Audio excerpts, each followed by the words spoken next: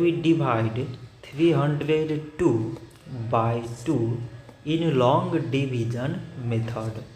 So 2 times 1 means 2. On subtracting we get 1.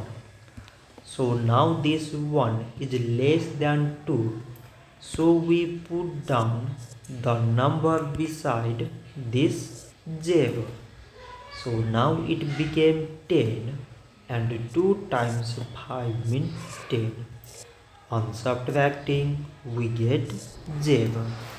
So now again we put down the number beside this 2 and we remove this 0. So 2 times 1 means 2. On subtracting we get 0. So 302 divided by 2 is 151.